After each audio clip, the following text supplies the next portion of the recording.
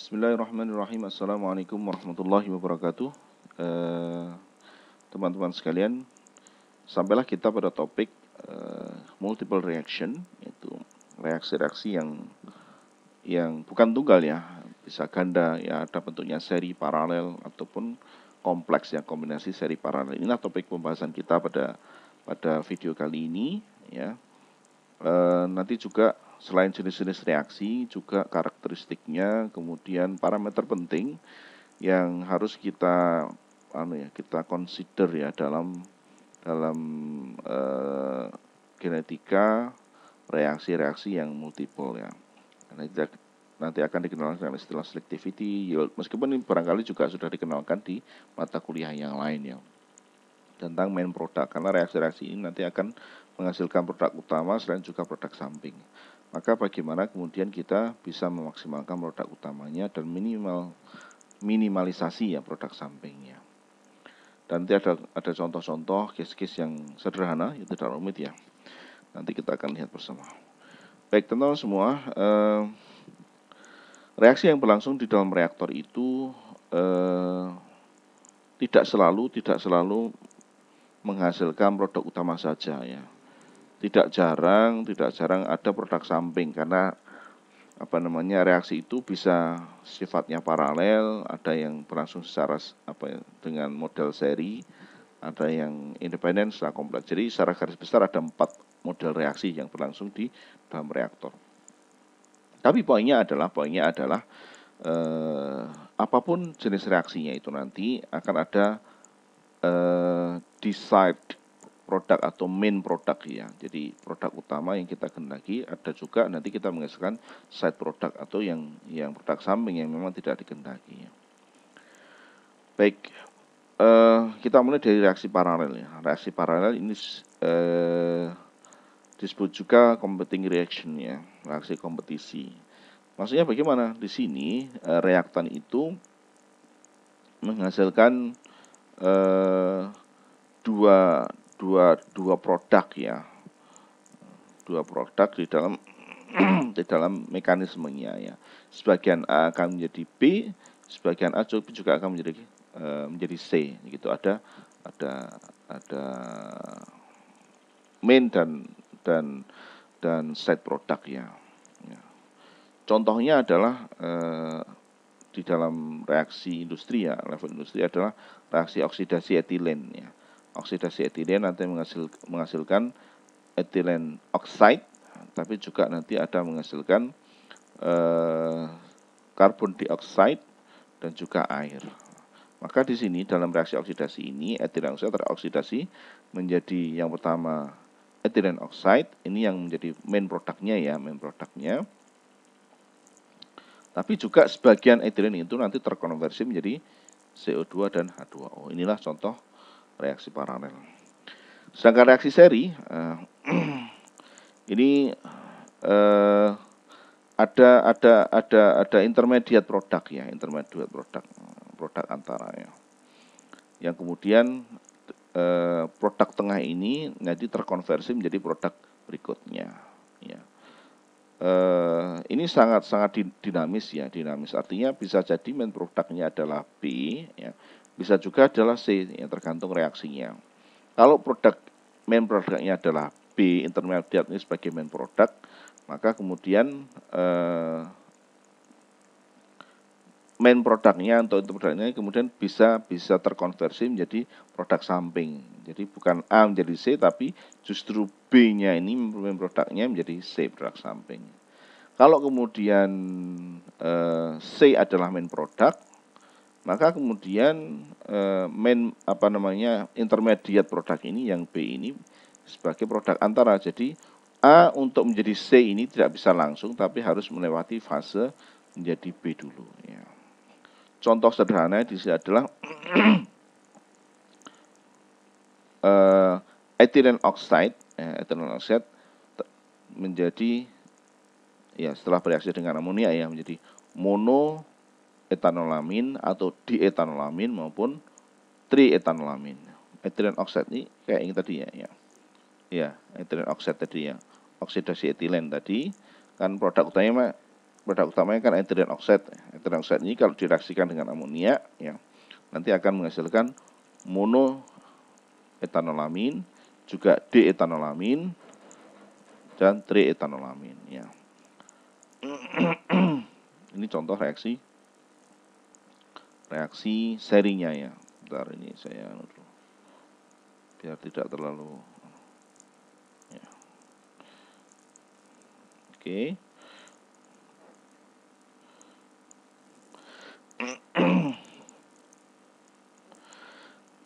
Ya, seperti tadi saya singgung di sebelumnya ya, bahwa yang mono dietil ini adalah produk utamanya ya. Ini yang dikehendaki adalah intermediate produk ini sebagai main produknya, di-side produknya. Tetapi kemudian sesuai dengan perkembangan industri, bisa jadi nanti bergeser, yang main produknya adalah triethanolamin, bisa juga ya.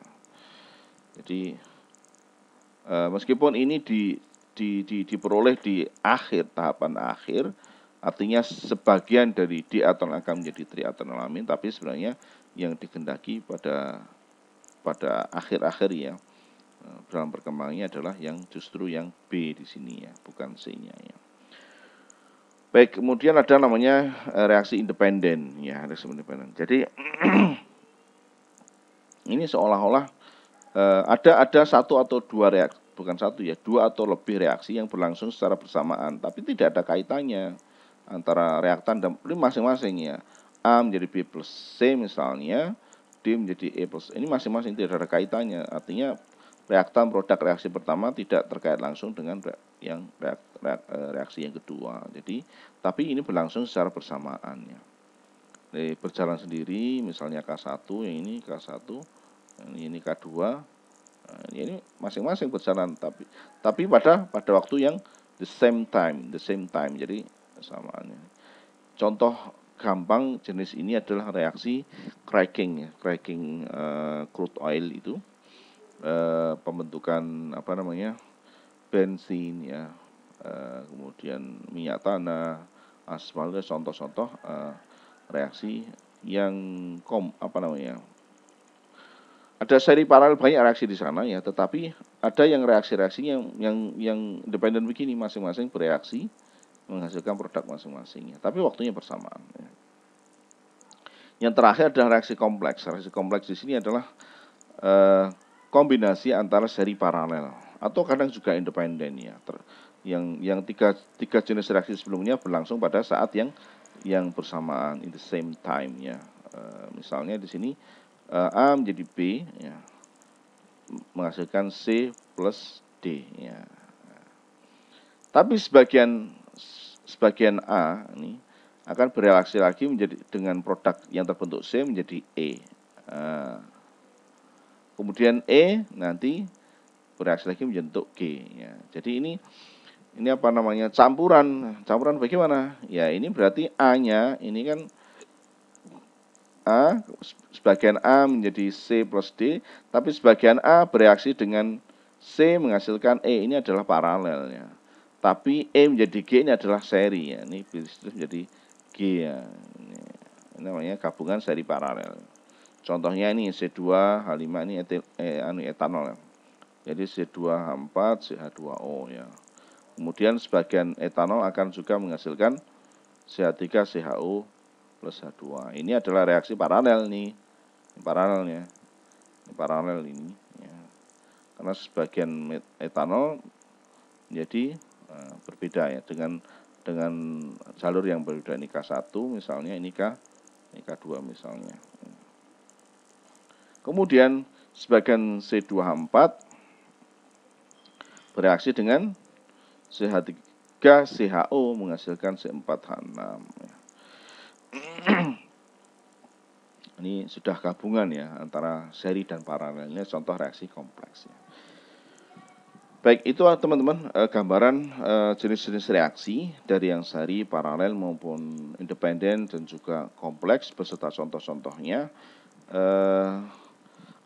Kita butuh parameter yang penting yang harus kita pegang, di mana ketika multiple reaksi berlangsung, kita akan punya baik seri maupun paralel, kita akan punya produk utama.